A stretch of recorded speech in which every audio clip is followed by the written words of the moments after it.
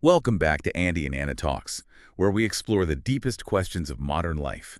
Today, we're questioning what's happening to our attention. Yeah, it feels almost like a cliche now, doesn't it, to say we can't focus anymore. Totally. But, when you find yourself reaching for your phone, like right in the middle of a movie you were actually enjoying, Hmm. it really makes you pause and think, okay, has something actually fundamentally shifted here? Absolutely. Yeah. And it feels like it's more than just, needing more willpower or something. Right. So today, we're going to take a real deep dive. We want to look at the neurological stuff, the cultural forces, and yeah, even the ways our attention is being sort of engineered. Uh-huh. Like how platforms, TikTok, Instagram, how they've gotten so incredibly good at capturing our focus. Exactly. And we'll unpack the role dopamine plays and all that. It's maybe not what you think. Yeah. And, what are the real consequences for our creativity, our mental health, just our ability to get stuff done? Okay, so let's start with maybe a slightly unsettling idea. Today, your attention. It's basically become the most valuable currency out there. More variable than oil or gold in some ways. In many ways, yeah. Because think about it, every second you spend engaging with content, watching, liking, sharing, just scrolling, Let's scroll. that directly translates into money for these platforms. Yeah. TikTok, Instagram, YouTube Shorts, Facebook, X, you name it. It's their whole business model. Right. Their entire economy runs on capturing bits of our time. And it's not passive. They're not just showing you things. They are actively predicting what you specifically will find interesting. They track everything. Like how long you pause on a video, even if you don't like it. Exactly. Hover time, do you rewatch it? What makes you stop scrolling? They use all that data to get smarter and smarter about keeping you hooked. It is kind of creepy, but also Hmm? really smart from their perspective. Oh, absolutely. It's this hyper-personalized feed designed to maximize the time you spend there, which means more chances to show you ads. So they have a very real financial reason to make those distractions as appealing as possible. Precisely. It's not just about entertainment anymore. It's a constant competition for, well, for your conscious awareness, a finite resource. Okay, so that brings us to dopamine. We hear that word thrown around a lot, the happiness chemical, right? Mm. But it's more complicated. Yeah, much more. Dopamine isn't really about feeling happy after you get something. It's more about the anticipation, that, ooh, what's next The feeling. possibility of a reward. Exactly. It's the neurological buzz you get from the potential for something good, something novel or exciting. So when you're like flicking through short videos really fast, Hmm. maybe you see 120 minutes. Your brain gets conditioned, yeah. It starts expecting that quick, frequent hit of potential novelty. Swipe a little dopamine nudge, swipe another one. You're basically training your brain to crave that instant hit. It's like having a tiny Las Vegas slot machine right there in your pocket. And your focus, your attention, that's the money you're constantly feeding into it, hoping for that little payout of interesting content. The randomness makes it addictive. Which, thinking evolutionarily, kind of makes sense, doesn't it? Yeah. Our ancestors needed to pay attention to new stuff. Absolutely. That rustle in the bushes could be lunch, or it could be danger. Being alert to novelty was crucial for survival. So that ancient brain wiring is still there. But now it's being, well, hijacked, you could say, by this endless stream of potentially interesting but usually not vital information. We get addicted to the maybe. Maybe the next video is the really good one. Okay, so our attention is constantly being pulled. Our dopamine system is getting this weird workout. What does that actually do to our lives day to day? Well, think about boredom for a second. Remember just being bored? Vaguely. Yeah.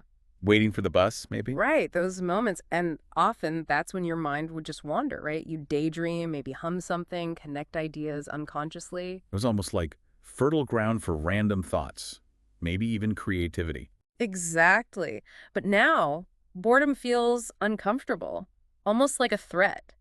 The second there's a quiet moment, what happens? Reach for the phone. Fill the void. Instantly, we fill every gap with stimulation. And the result, I guess, is that our ability to just sit and focus on one thing for a while, it starts to shrink. It really seems that way. That capacity for sustained concentration, for getting lost in a complex idea, or even just starting and finishing a personal project that takes effort, it gets harder. Let's try a little comparison. Imagine picking up, say, a big 19th century novel, Dickens or something. Okay. Thick book, lots of pages. Right. Think about the pace. It's slow, Detailed descriptions, long paragraphs exploring what a character is thinking. You really have to immerse yourself, pay close attention over time. It demands effort. Yeah, you're building this whole world in your head piece by piece. It's deep work for your brain. Yeah, contrast that with, I don't know, a typical 7-second video you might see in 2025. A cat video with a catchy sound. Okay. Instant grab, funny cat, relatable caption, done. Swipe. Exactly. It's quick. It delivers that little amusement hit, that dopamine snack, and poof, it's gone. On to the next. So one is like a slow-cooked meal, training your brain for depth. And the other's like fast food, digital fast food. That's a good way to put it, a dopamine snack. And look, it's not that short videos are inherently evil. Right. They can be fun, informative even. But the cumulative effect of consuming so much of it seems to be rewiring us to expect that constant novelty, making it genuinely harder to engage with things that don't offer that immediate payoff. And this rewiring, this constant demand for stimulation, it must have bigger consequences for, like, our mental state. Oh, definitely. We're seeing clear links. Rising anxiety levels, people feeling constantly restless, that weird phenomenon of doom scrolling where you get stuck in negative news feeds. Yeah, that feeling of mental fog after you've been scrolling for too long. Exactly. And it even spills over into our real-world interactions. Like zoning out when someone's talking to you. Or just feeling that constant itch to check your phone, even mid-conversation, pretending to listen sometimes. Guilty. I've done that. We probably all have. And think about work. Some studies show the average person switches tasks, like, every 47 seconds when they're at their computer. Wow. Less than a minute. Yeah. So Yeah. you're living in this state of chronic half-focus that makes the deep, concentrated work needed for real innovation, for learning complex things, incredibly difficult. I had this experience just the other day, actually. I sat down to read a book, one I was really excited about, something I used to love doing. Okay. And literally within, like, 5 minutes, my hand just reached for my phone. Yeah. Almost on its own. No buzz, no notification, just pure reflex. Wow. That's powerful, isn't it? It shows how deep that conditioning goes. It really does. It's like the habit is just baked in now. And it makes you wonder, right, if even our internal thoughts or inner monologue start to take on that rapid-fire, jumpy quality of an online feed. That's a slightly terrifying thought. So, okay, acknowledging all this, Yeah. what can we actually do? We can't just throw our phones in the river, realistically. No, and we wouldn't want to. Technology is amazing in many ways, but we can become more intentional. We can try some, let's call them human scale strategies. Okay, practical stuff. What have you got? We'll start simple, single tasking, like really trying to do just one thing at a time. So when you're writing an email, just write the email, no music, no other tabs open. Maybe. Or at least minimize the other stuff. Put your phone physically out of sight. Consciously resist the urge to switch focus constantly. Building focus like a muscle again. Kind of, yeah. And also, try creating boredom zones. Boredom zones. Sounds boring. Huh. Maybe. But intentionally carving out time where you don't automatically fill the silence with tech. Your commute, maybe. Yeah. A walk without headphones. So when's your mind wander like we used to? Exactly. See what happens. Resist that knee-jerk reach for stimulation. Let the quiet be quiet for a bit. Okay, what about the dopamine side? How do we fight that craving? You could try short dopamine fasts.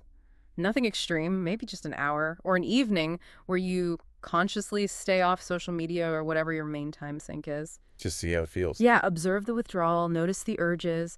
It can help recalibrate things a little, make you more aware of the pull. And I guess actively choosing longer form stuff helps too. Definitely. Make a point to read, even if it's just one long article a day or 10 pages of a book. Practice sustaining your focus deliberately. It's exercise for the attention muscle. Precisely. And deal with those notifications. They're like little hits of digital sugar constantly interrupting you. Turn off the non-essential ones. Absolutely. Be ruthless. Ask yourself, do I really need to know this exact second that someone liked my photo from 3 years ago? Probably not. Take back control over when you engage. It sounds like what we're really talking about is rediscovering, I don't know, a different kind of engagement. Slower, maybe deeper. I think so. Rediscovering the beauty of depth, maybe the value of slowness. You know, when you're truly present, time even feels different, doesn't it? It expands. Yeah, like when you're lost in a great conversation, or just watching clouds, or actually tasting your food without scrolling. Those moments of genuine presence, they offer a different kind of richness, a different satisfaction than the quick hits. So just to be clear, this isn't about being anti-technology. Not at all. We're using technology right now to have this conversation and share it. It enables incredible things. It's more about awareness then, understanding how these tools are influencing us. Exactly. Awareness gives you choice. Knowing how your attention is being courted, captured, and monetized gives you the power to be more intentional about where you direct it. Because ultimately, your attention to your life, isn't it? What you focus on is what constitutes your world. Beautifully put. And cultivating that ability to focus, to engage deeply, to be present, it's not just nice to have. It feels increasingly essential for, well, for everything. Creativity, clarity, connection, well-being. Well, thanks for diving deep into this with us today. It's given me a lot to think about. Me too. And if this conversation sparked something for you listening, maybe made you think twice before opening an app. Maybe share that thought with someone. In person. Have a real conversation about it. That might be more rewarding than another scroll. Until next time, stay curious Stay present. and stay human.